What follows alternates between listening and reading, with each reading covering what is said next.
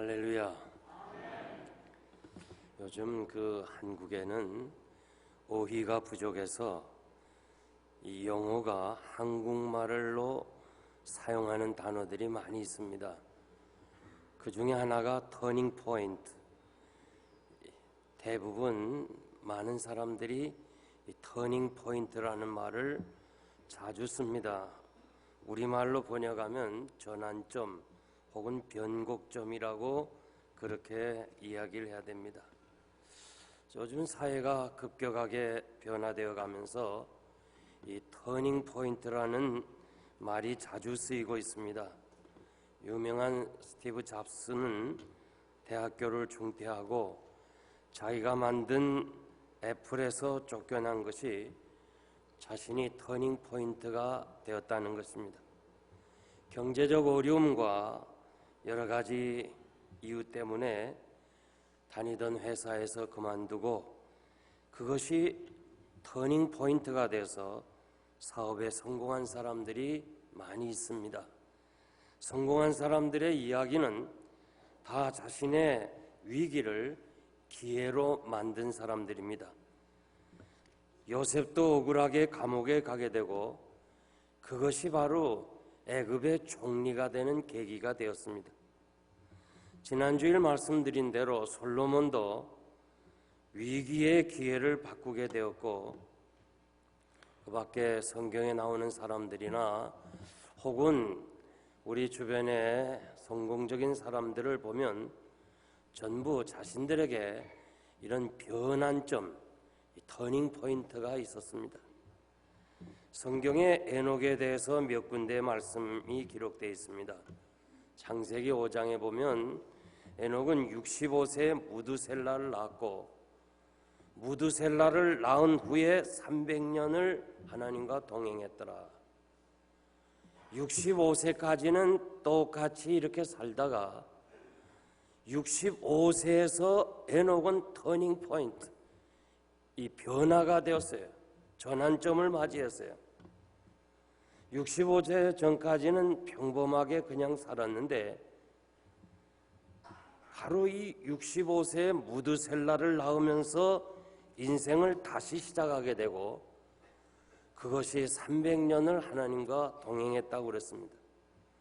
무두셀라라는 이름의 뜻은 죽는다 그리고 보낸다의 합성어로서 죽을 때 재앙이 온다 그런 뜻입니다.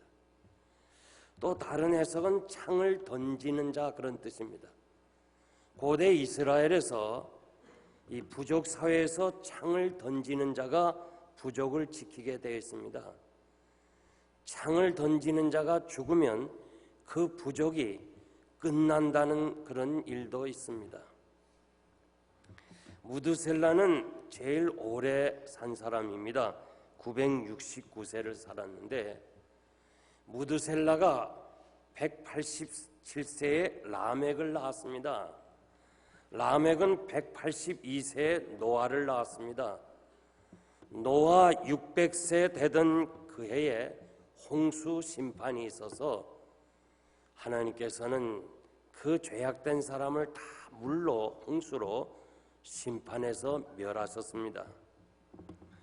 무두셀라가 969세에 죽었는데 그러니까 187세에 이 무두셀라가 라멕을 낳았고 라멕이 182세에 낳았고 그리고 노아가 600년 살던 그 해에 홍수가 났으니까 더하기 하면 969세가 됩니다. 좀 계산하기가 복잡하지만 그렇다고 생각하면 돼요. 그래서 결국 이 무두셀라가 죽던 그 해에 노아 홍수로 인류는 멸망당하고 맙니다.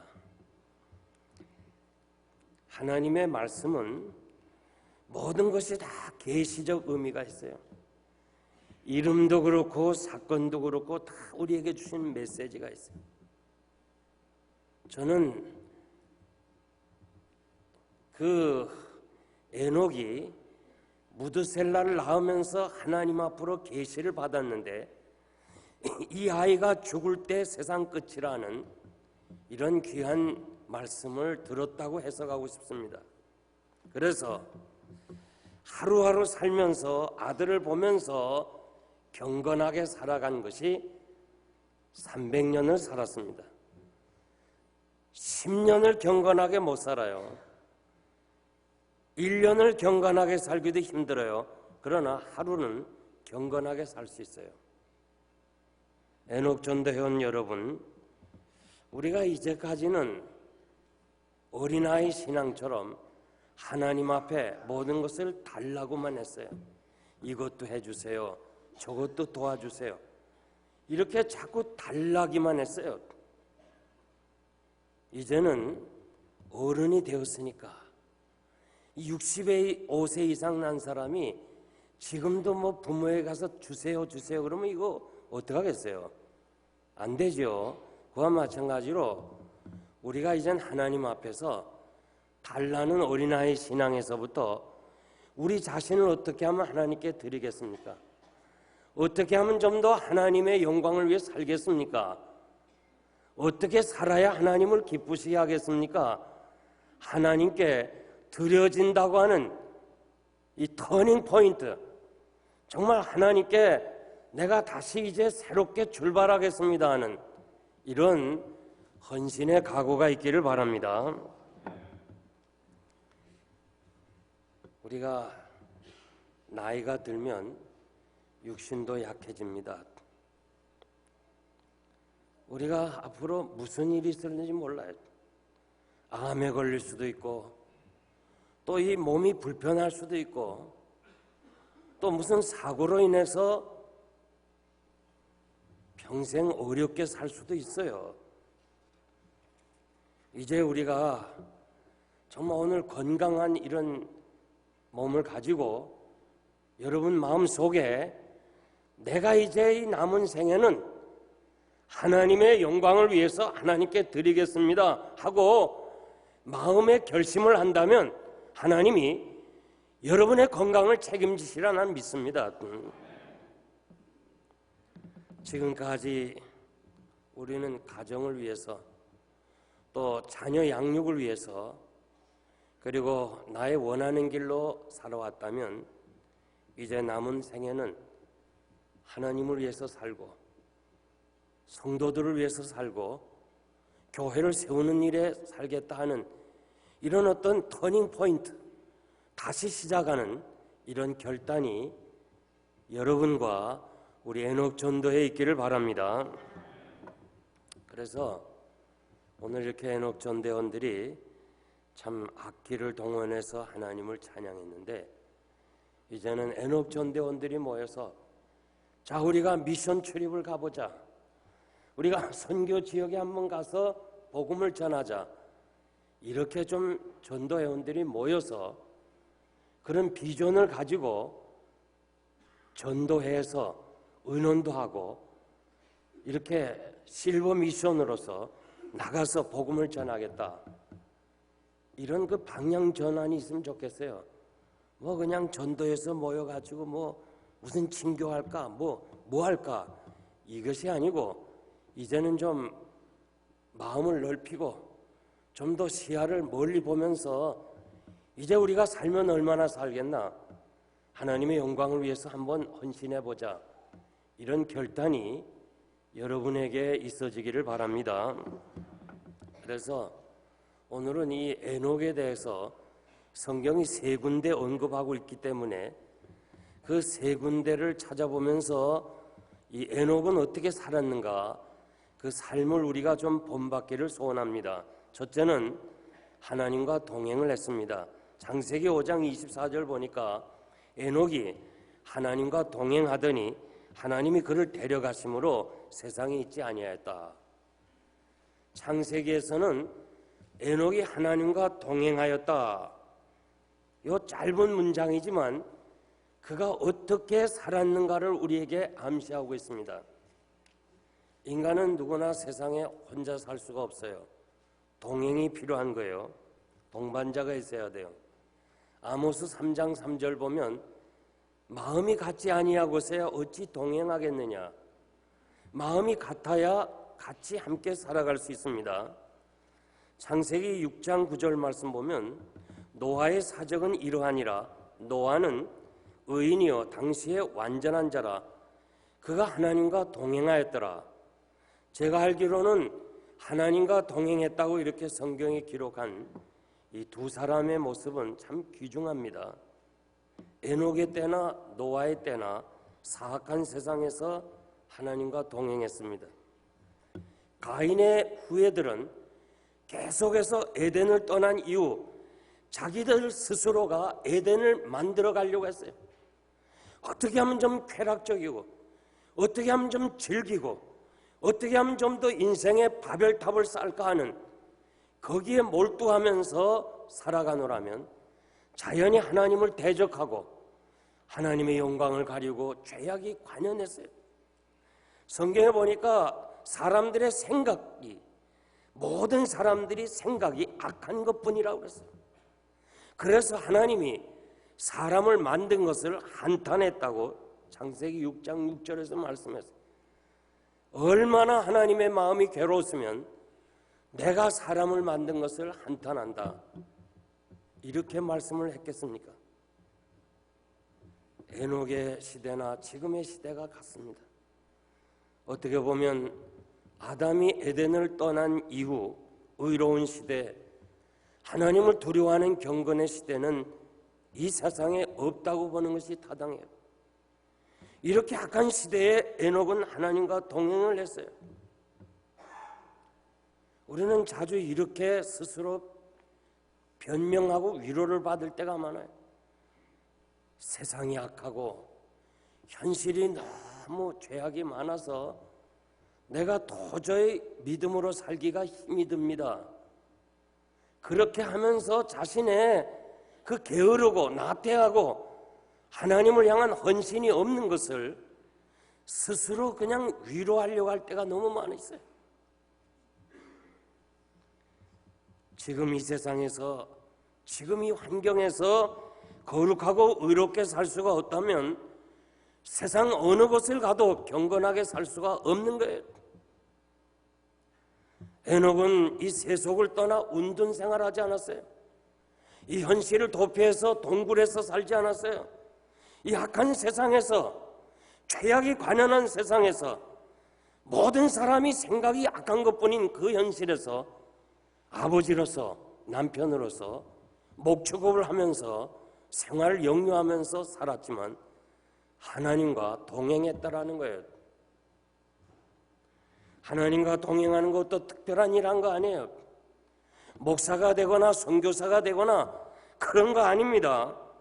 에녹은 평범하게 살았으면서 하나님과 동행했다는 거예요. 이 사실에 우리가 희망을 가질 수 있어요. 에녹 여러분도 희망을 가질 수 있어요. 에녹이 아주 정말 위대하게 믿음이 좋고 아주 우리가 따라갈 수 없는 그런 사람이 되었기 때문에 하나님과 동행했다면 우리는 에녹을 닮아갈 수 없지만은 에녹도 죄악 세상에서 평범하게 살았어요. 저는 동행이라는 것을 이렇게 해석하고 싶어요. 부부의 예를 들어보겠습니다. 부부가 함께 살고 있는데 두 사람 중에 하나님이 한 사람이라 살아 있어야지, 한 사람 죽으면요, 남편이나 아내가 죽으면 그 동행이 안 되죠. 그렇지 않아요? 혼자 살면서 무슨 동행이에요? 여러분이 하나님과 동행하기 위해서 중요한 것은 하나님이 살아계신다는 걸 믿어야 돼요. 정말 내가 아내와 같이 동행하면서, 남편과 같이 동행하면서 하나님이 살아서 임재하셔서 나와 함께 하신다는 이 확신이 있어야 그것이 동행의 삶이에요. 이것은 이론도 아니고 신학도 아니고 성경에 기록된 것으로만 생각하면 안 돼요. 내가 확신해야 돼요. 살아계신 하나님, 살아계신 하나님, 지금도 역사하시는 하나님, 나와 함께 하시는 하나님, 이 확신을 가지고 사는 것이 하나님과 동행하는 거예요. 우리 주님은 유다 사람들에게 하나님은 아브라함의 하나님이고 이삭의 하나님이고 야곱의 하나님이고 살아계신 하나님이라고 그랬어요. 죽은 하나님이 아니라는 거예요. 아브라함도 살아있고 이삭도 살아있고 야곱도 살아있다. 당시에 다 죽었어요. 그 소리 생각할 땐. 근데 예수님은 죽지 않았다는 거예요. 살아있다는 거예요. 하나님은 살아있는 하나님이라고 그랬어요. 살아계신 하나님 앞에서 사는 거, 이것이 개혁주의의 신앙이에요. 이것이 장로교 신자의 삶이에요. 하나님과 함께 사는 사람이 죄를 지을 수 있어요. 지금 하나님이 살아계셔서 나와 함께 하신다고 확신하는 사람이 거짓말할 수 있어요. 지금 하나님이 나와 함께 역사하시고 계시고 모든 것을 감찰하신다는 것을 확신하는 사람이 어떻게 신앙을 나태하게 생활할 수 있냐 그 말이에요. 어떻게 남을 비판할 수 있냐 그 말이에요. 부부가 함께 걸어갈 때 시장에도 가고 식당에도 가고 이 백화점에도 가고 얼마나 좋아요. 저도 지난번 한국 가서 제 아내하고 처음으로 시장도 가고 백화점도 가고 그냥 여기도 가고 저기 가도 둘이 가고 너무너무 좋았어요. 그냥 빨리 좀 그런 시간 갖고 싶어요. 너무너무 좋아요. 정말 목회하느라고 평생 아내하고 한번 쇼핑도 못 간 사람이에요. 전적으로 이 교회만을 위해서 했어요. 그런데 함께 지나고 보니까 너무 좋은 거예요. 미안도 하고. 함께 지난다는 것은 사랑하지 않으면 지날 수 있어요? 함께 사랑하지 아니하고 동행할 수 있어요, 부부가?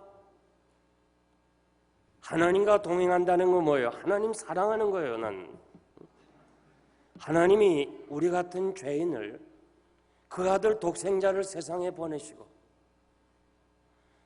우리 같은 이 죄인, 허물 많은 죄인을 위해서 아들을 주시기까지, 생명을 주시기까지 사랑하셔서 그 하나님의 사랑으로 내가 구원받고 하나님의 자녀가 됐다는 사실을 확신한다면 우리가 어찌 하나님을 사랑하지 않을 수 있어요?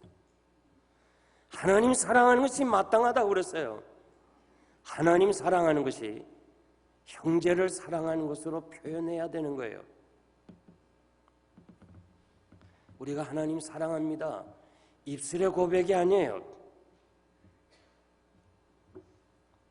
시편 15편 1절 이하에 보니까 여호와여 주의 장막에 유할 자 누구오며 주의 성산에 거할 자 누구오니까 정직하게 행하고 공의를 이삼으며 그 마음에 진실을 말하여 그 혀로 참소치 아니하고 그 벗에게 행악지 아니하며 그 이웃을 해방치 아니하며 그 눈은 망령된 자를 멸시하며 여호와 두려워하는 자를 존대하며 그 마음에 서운한 것은 변치 않은 사람이다. 별리로 대금치 아니하고 뇌물을 받지 않는 자라고 그랬어요. 부부가 함께 살아야 되잖아요. 한 장막 안에서. 정말 우리가 하나님과 동행하는 거 뭐예요? 함께 주의 장막에서 지내는 것처럼 주와 함께 지내는 거예요. 주님과 함께 가고 주님과 함께 지내고 주님과 함께 사는 거예요. 이거 동행이에요. 어떻게 해야 주님과 함께 동행해요? 정직하게 살아야 되고 의롭게 살아야 되고 행악지 말아야 되고 하나님 앞에서 경건하게 살아야 돼요. 하나님과 동행하는 거 아주 먼 어떤 우리와 전혀 상관없는 그거 아니에요. 우리가 이 죄악된 세상에서 하나님이 살아계심을 믿고 그분이 나를 사랑한 것처럼 나도 하나님 사랑합니다. 나도 주와 함께 우리 장막에서 같이 거하겠습니다. 이것이 바로 하나님과 동행하는 삶인 줄 믿습니다. 두 번째, 하나님을 기쁘시게 하였습니다. 히브리서 11장 5절 보니까 믿음으로 에녹은 죽음을 보지 않고 옮겼으니 저를 옮기기 전에 하나님을 기쁘시게 하는 자라는 증거를 받았다고 그랬습니다. 에녹과 엘리야 두 사람은 죽음을 보지 않고 천국으로 하나님이 옮기셨어요. 참 우리도 이랬으면 얼마나 좋겠어요. 이제 나이가 들면서요, 이 죽음에 대한 문제를 생각할 때가 많이 있어요. 에녹 전도 여러분, 이 문제 깊이 생각하고 기도해야 돼요. 정말 죽는 거, 요즘 웰빙, 아주 어떻게 하면 좀 더 건강하게 사느냐, 이것이 중요한 것이 아니라 well dying, 어떻게 하면 잘 죽느냐, 이것도 중요한 거예요. 저는 목회자로서 여러 사람들의 임종을 지켜보고 마지막 가는 길을 보면서요, 정말 잘 죽는 것도 중요해요. 기도해야 돼요. 자녀들에게 그 부담 주면 안 돼요. 그냥 어떻게 생명을 스스로 포기할 수가 없어서 그 널싱홈에서 그냥 10년, 15년 이렇게 보내는 건 이건 정말 행복이 아닙니다. 우리가 이 사실을 정말 분명하게 깨닫고 이 문제를 위해서 기도해야 되는데, 하나님을 기쁘시게 하면 하나님이 에녹을 천국으로 옮기신 것처럼 우리도 수고 없이 천국으로 데리고 가실 줄 믿습니다. 서로 동행을 했다고 그랬어요. 동행은 하나님을 기쁘시게 해야 돼요. 어떻게 하는 게 하나님을 기쁘시게 하느냐? 성경은 성경을 해석해야 되는데 히브리서 11장 5절의 말씀은 6절이 해답이에요. 그래서 성경을 해석해 보면 믿음이 없이는 하나님을 기쁘시게 못한다. 하나님께 나아가는 자는 하나님이 살아계신 것과 상 주시는 것을 믿어야 된다고 그랬어요. 그러니까 에녹이 하나님을 기쁘게 한 건 그의 믿음이라는 거예요.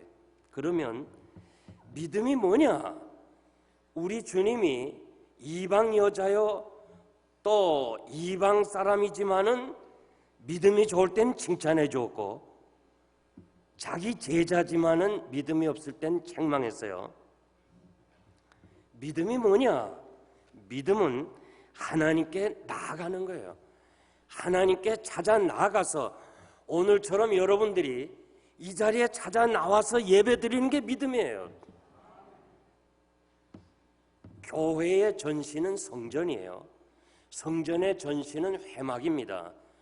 회막은 면회하는 집이라는 게 면회하는 집. 하나님은 어디나 다 계세요. 그런데 하나님이 백성들과 만날 수 있는 장소를 제공해 주셨는데 바로 그것이 회막이었어요. 하나님을 만나기 위해서 회막 앞으로 나오라고 그랬어요. 바로 여러분들이 오늘 이 자리에 나와서 예배 드리는 자체가 믿음이에요. 믿음이 없이는 교회 못 나와요. 오늘 저녁 못 들어 나오겠어요. 믿음이 있으니까 나오는 거죠. 그래서 예배 드리는 거, 이것이 믿음이라고 난 생각합니다. 우리가 집에 앉아서 얼마든지 설교 들을 수 있어요. 여러분들이 집에 앉아서 이제는 TV를 통해서 저보다 훨씬 설교를 잘하는 사람, 은혜스러운 사람 설교를 많이 들을 수 있어요. 그런데 왜 이 자리에 나오느냐? 이 나와야 되는 거예요. 신명기 12장 5절 보니까 오직 하나님께서 정하신 장소로 찾아 나와서 번제, 예배예요. 번제와 11조를 드리라고 그랬어요. 이 찾아 나오는 것이 예배인 줄 믿습니다. 그래서 하나님을 기쁘시게 하는 건 뭐예요? 예배 드리는 거예요. 예배를 생명처럼 귀중하게 여겨요. 난 오늘 저녁에 다른 날보다 수요일 많이 나온 거 감사해요. 내가 다 눈도장 찍었어요. 다음 수요일 날도 나오세요. 우리가 하나님 앞에 나오는 게 중요한 거예요. 하나님 앞에 나오는 이 자체가 믿음이고 하나님이 기뻐하시는 줄 믿습니다. 세상의 모든 것이 다 기록이 있습니다. 기록. 기관사가 평생 몇 년 동안 몇 시간 동안 운전했나 기록이 있어요. 조종사의 기록이 있어요. 우리가 하나님께 예배 드린 거 다 기록이 돼 있어요. 말라기서에 보면 책을 펴신다고 그랬어요. 우리가 하나님 앞에서 언젠가 하나님께서 우리에게 상 주실 때 책을 펴셔서 하나님 앞에 예배 드린 시간 많은 사람이 상 받는 줄 믿습니다. 하나님께 받는 상은요, 세상에서 받는 상하고 틀립니다. 그러므로 여러분, 어떻게 하든지 하나님을 기쁘시게 해야 되는데, 하나님을 기쁘시게 하려면 믿음이 있어야 되는데, 믿음이 뭐예요? 하나님 앞에 나가 예배 드리는 것이고, 예배 드리는 자에게 상 주실 것을 바라보고 하나님 앞에 드려지는 삶이 바로 하나님을 기쁘시게 하는 줄 믿습니다. 마지막으로 심판을 증거했습니다. 유다서 보면 14절 15절에 보면 아담의 7대손 에녹이 사람들에게 예언하여 이르되 보라, 주께서 그 수많은 거룩한 자와 함께 임하였나니 무사람을 심판하신다고 말씀합니다. 경건치 아니하는 자 다 정죄하신다고 외쳤다고 유다는 말씀합니다. 가인의 후예들은 저주받은 세상에서 어떻게 하든지 지상 천국을 이루기 위해서, 자기들의 쾌락을 위해서, 자기들 스스로가 쫓겨난 에덴을 다시 회복하기 위해서 저들은 세상에서 경건하게 살지 못하고 죄악된 길로 나갔습니다. 이 어렵고 힘든 죄악된 세상에서 경건하게 살기가 얼마나 어렵습니까? 그런데 그 시대를 향해서 이 유다는 외치면서 누구를 들었는 거 아니? 에녹의 심판을 증거하고 있어요. 에녹이 당시에 죄악된 세상에서 하나님이 심판하시겠다고 죄악된 길에서 나오라고 외쳤듯이 결국 그 말씀이 노아 홍수에 심판되고 만 것처럼 지금 유다가 죄악된 세상에서 바로 이 죄악된 이 세상이 멸한다는 사실을 에녹의 심판을 증거함으로써 내가 전하는 심판이 이루어진다는 거예요. 여러분, 홍수 심판 그건 믿습니까? 믿습니까? 그렇다면 죄악된 오늘의 현실은 바로 심판밖에 없다는 것을 우리가 알 수 있습니다. 유다는 당시에 백성들을 향해서 가인의 길을 가고 발람의 길을 가고 고라의 길을 갔다 이렇게 말합니다. 이렇게 가는 사람이 심판을 받을 수밖에 없다고 외쳤습니다. 그러면서 에녹이 심판을 증거한 대로 홍수 심판이 난 것처럼 이렇게 죄악된 길로 가는 저들에게는 심판밖에 없다고 에녹이 외쳤던 것입니다. 성도 여러분, 홍수 심판이 사실이라면, 그것이 믿어진다면 앞으로 심판은 불의 심판이라고 성경은 예언하고 있습니다. 언제 심판이 있을는지 몰라요. 그러나 분명한 심판이 올 거예요. 저 북한에 지금 요즘 보세요. 뉴스 보면 자꾸 미사일을 동해바다에 떨어뜨려요. 그거 사실 남쪽으로 쏴야 될 거를 경고 삼아서 자꾸 동쪽 자기 쪽에서 동해바다 쪽으로 쏘는데, 그 철없는 사람이, 이건 내가 얘기하는 거 아니에요. 또 내가 얘기했다지 마세요. 장성택이가 죽으면서 김정은이는 걔는 아무것도 모르는 사람이라 그렇게 하고 죽었어요. 그거 잘 알지 않겠어요? 삼촌이 저 다니까 진짜 어르니까 고모부니까 다 알지 않겠어요? 저건 아무것도 모르는 철없는 사람이라 마지막 죽으면서 그렇게 얘기했어요. 나 저 철없는 사람이요, 미사일 몇 대만 서울에 떨어뜨리면요, 한국은요 큰일 납니다. 큰일 나. 거미줄처럼 깔린 그 가스 어떻게 하겠어요? 그리고 택시, 자동차 트렁크에는 전부 LP 가스가 하나씩 들어있는데 그거 하나 터지면 4층 건물이 날아가요. 어떻게 하겠어요? 언제 어느 때 무슨 일이 있을런지 몰라요. 지금 이 지구촌에 가진 나라들이 가진 무기, 핵무기는 빼고 재래식 무기만 가져도 지구 표면을 7번 반 태운다는 거예요. 노아홍수 때 어떻게 했어요? 위에서도 비가 왔지만 땅에서도 물이 솟아날랐어요. 하나님의 심판날이 올 거예요. 여러분, 우리는 유다서를 통해서 에녹이 300년 동안 무엇을 했느냐? 그는 죄악된 세상에서 하나님의 심판이 있다고 외쳤다고 유다는 말하고 있어요. 하나님과 동행하면서 하나님께 예배드리면서 그가 생활에서 할 수 있는 것은 이 땅에 심판날이 온다는 사실을 외쳤다는 거예요. 오늘 많은 사람들이 자기 유익, 자기 감정 때문에 가인의 길을 가요. 남을 죽이는 일이 아주 이제는 너무 이제는 정말 믿을 사람이 없어요. 글쎄, 자식이 부모를 죽이지 않나, 아내가 남편을 죽이지 않나, 믿을 사람이 없는 거예요. 지금 전부 가인의 길을 가는 거예요.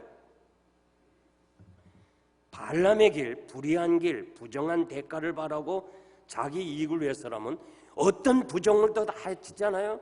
발람의 길을 가요. 고라 패당 지어서 전부 패당을 지어요. 사회에서 패당 짓고 정치에서 패당 지는 거 그래도 이해가 되지만 교회 안에서까지 패당을 지어서 고라의 후손들이 너무 많다는 거예요. 오늘 이 시대가 바로 그 시대고 그 시대가 이 시대이기 때문에 우리에게도 앞을 불을 보듯이 심판의 날이 온다는 거예요. 오늘 정말 이 말씀을 심각하게 여러분 받아들이시길 바랍니다. 에녹 전도회원 여러분, 영광스럽게 주님이 다시 오실 때 그때는 심판주로 오시는 거예요. 그때는 모든 것이 불바다로 되고 그때는 어떻게 할 수가 없는 그런 때가 오기 전에 우리 자신이 정말 깊이 생각해요. 우리 자신이 가인의 길을 가거나 발람의 길을 가거나 고라의 길을 가서는 안 됩니다. 이 땅에는 진정한 평화가 없습니다. 헨리 키신저가 뛰어난 외교관이고 정치가입니다. 그는 그의 외교술로 인해서 베트남의 평화를 끌어내어서 그 공로로 노벨 평화상을 받았어요.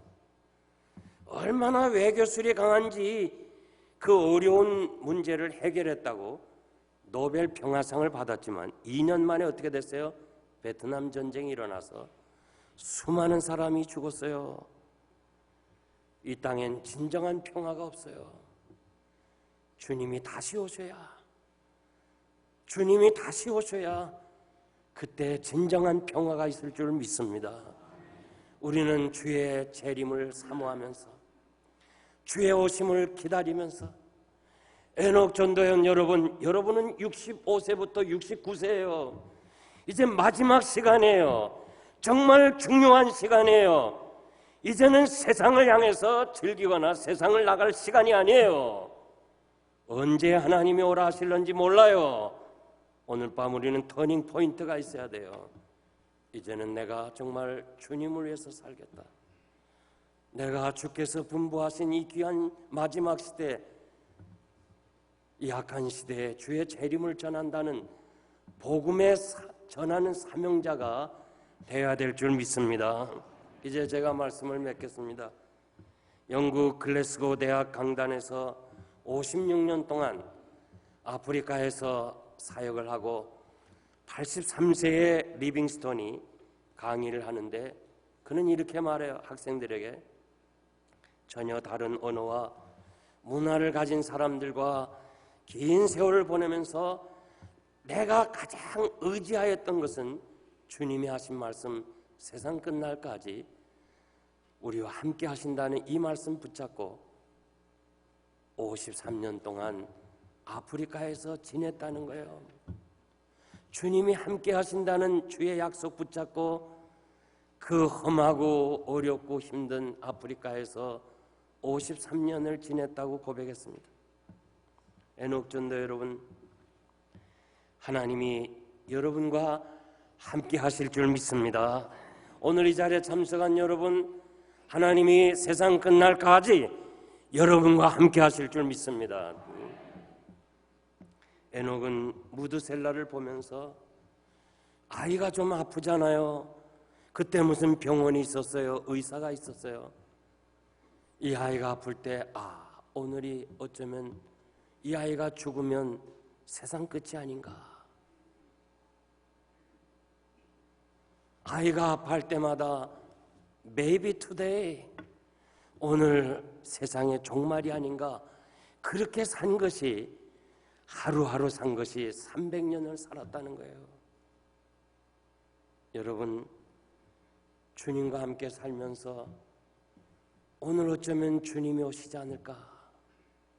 Maybe today, tonight, 오늘 주님이 오시지 않겠나. 내 생에 주님을 맞이하겠다고 하는 이러한 간절한 소원을 가지고 사모하면서 사는 것이 하나님과 동행하는 삶입니다. 이 험한 세상에서 보는 것이 죄요 듣는 것이 죄뿐인 세상에서 우리가 어떻게 경건하게 살며 어떻게 거룩한 삶을 유지할 수 있어요? 주의 재림을 사모하는 재림신앙이 아니고는 경건을 유지할 수 없는 때가 됐습니다. 언제 하나님이 우리를 부르실는지 모르는 때 하루하루를 하나님 앞에서 바르게 살아가는, 그것이 여러분의 일생이 되는 하나님의 사람들이 되시기를 바랍니다.